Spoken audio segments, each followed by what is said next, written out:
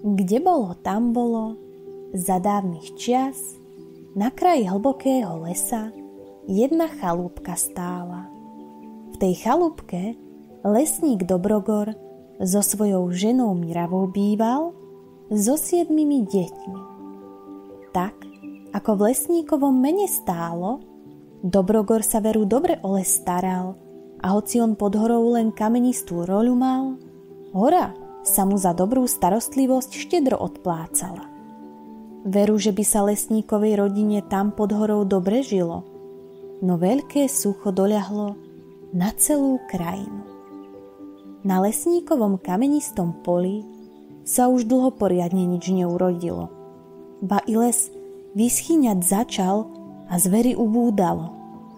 Jedného rána, keď sa Dobrogor na obchôdzku chystal, na kraji lesa statného jelenia zbadal.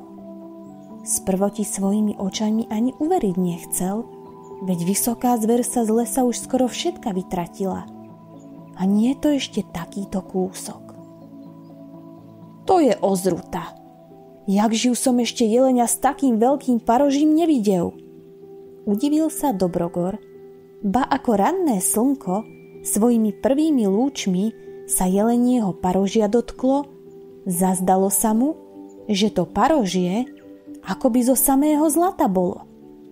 Neveriacky si až oči pretrel, do luku šíp nasadil a na poľovačku sa prikrčený vydal.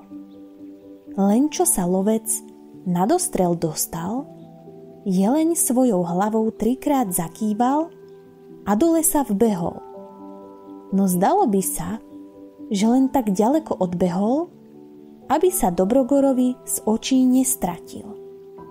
Jeleň takto niekoľkokrát odbehol, no vždy zastal, až by sa zdať mohlo, že ten jeleň zlatoparohý svojho lovca niekam vábi. Po hodnej chvíli takéhoto prikrádania Dobrogor zrazu pochopil, že to nebude len taký hociaký jeleň. Ešte chvíľku váhal, či v tejto hre na mačku a myš má pokračovať. No naveľa sa vystrel, luk vypel, priamo pred jelenia zlatoparohého predstúpil a skôr ako sa mu prihovoril, 3-krát sa pred ním až po zem poklonil. Nebudeš ty asi obyčajný jeleň. A tak bych rád zvedel, za čím si ma priviedol tu do týchto hlbín lesa, kam ani ja často nezablúdim. No trvalo ti to hodnú chvíľu, Dobrogor. Uklonil sa aj zlatoparohý jeleň a prehovoril ľudskou rečou. Kým si pochopil, že ja tvojou korisťou nebudem, ale že ťa na pomoc volám. Ak môžem, pomôžem. S bázňou v hlase ponúkol sa lesník, keď pochopil, že on mocného čarodejného strážcu hôr a lesov naháňal. Vysadni mi na chrbát bez strachu. Musíme sa ponáhľať. Ešte ďaleko nám prichodí utekať a môjho kamaráta bieleho hada ratovať. Jeho tam pod samým vrchom hory, kde začal les horieť, plamene obklúčili a ani ja sa cez nich neviem dostať. Len s pomocou človeka sa budú tieto plamene dať uhasiť. Teda neváhajme. Vyskočil Dobrogor jeleňovi na chrbát, za zlaté parohy sa chytil a tu začali veľkými skokmi uháňať. Keď pod horu dobehli, plamene už hodný les spálili a už aj k vysokému smreku sa blížili, pod ktorým biely had v klbku stočený bol a na svojich záchrancov čakal. Kým však záchrancovia prišli, plamene sa tak rozhoreli, že už nejakým spôsobom by sa uhasiť nedali. No statočný lesník nezúfal. Vôkol seba sa rozhliadol, lebo sa mu zdalo, že tu pod horou kedysi už bol a z poriadne výdatného prameňa vody do svojej čútory si naberal. Plamene naokolo vlčali, ale Dobrogorovi sa predsa len podarilo nájsť miesto, kde prameň mal vyvierať, len bol veľkým balvanom privalený. Jeleň zlatoparohý, poďže mi pomôcť tento kameň odvaliť. Hádam pod ním záchrana tvojho priateľa sa bude skrývať. Priskočil jeleň lesníkovi na pomoc. Hej, rup! Hej, rup! I na 7. krát balvan spoločne z prameňa odvalili. Pod tým balvanom na skutku studnička schovaná bola, ktorá aj v hroznom období sucha nevyschla a ešte do poli plná ostala. Neváhal Dobrogor, do studne skočil, aby si oblečenie poriadne namáčal a taký mokrý ako vodník cez plamene sa k vysokému smreku rozbehol a bieleho hada tak s nasadením života vlastného predsa len vyniesol. Ďakujem ti, jelen kamarát. I tebe, človeče, ďakujem veľakrát, že v poslednej chvíli ste ma s plameňou zachránili. Poď so mnou, Dobrogor, odmenu ti treba vymerať, zasičal biely had. Rozlúčil sa s jelenom zlatoparohým a plaziť sa do jaskyne začal, ktorej vchod sa čarodejne hneď nad studničkou objavil. Uklonil sa Dobrogor jeleňovi na rozlúčku až po zem 3-krát. A už by do jaskyne bol aj býval vstúpil, keď mu jelene zlatoparohý ešte cestu zastal, aby mu dobrú radu na rozlúčku dal. Nech ti bude lesník statočný, čokoľvek za odmenu biely had núkať, ty nič iné nechci, len tú zlatú korunku, čo bude na rohu jeho trónu visieť. Si za záchranu jeho života žiadaj. Až ju dostaneš, von z jaskyne sa ponáhľaj, aby ťa na iný dar biely had nezlákal. Ja ťa tu budem čakať, aby som ťa na svojom chrbte domov naspäť odniesol. Ako jeleň radil, tak aj bolo. Biely had Dobrogorovi z mnohých truhlíc pokladov vyberať dal, ale ten na svojej odmene trval a iba drobunku zlatú korunku žiadal. Akokoľvek to bielemu hadovi nebolo povôli, za záchranu života predsa len musel lesníkovi jeho žiadosť splniť. Ej, veru, že si dobrý dar vybral.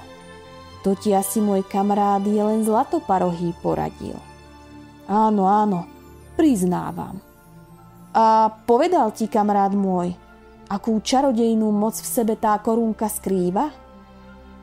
Veru ešte nie, ale pred jaskyňou ma on čaká.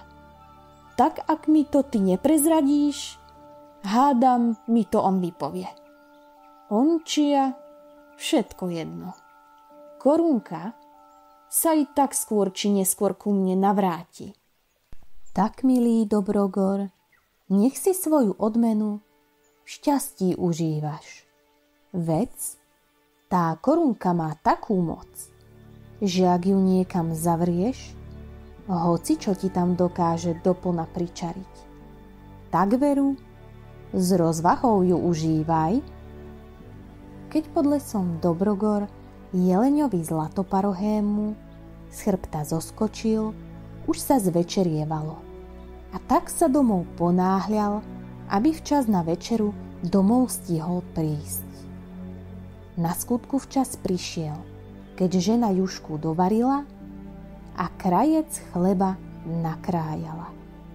Skôr, ako si lesník za stôl k večeri sadol a slová modlitby pred jedlom povedal, do debny na drevo zlatú korunku schoval a hoci korunka bola malá, ledva sa tam zmestila, lebo debna bola plná dreva.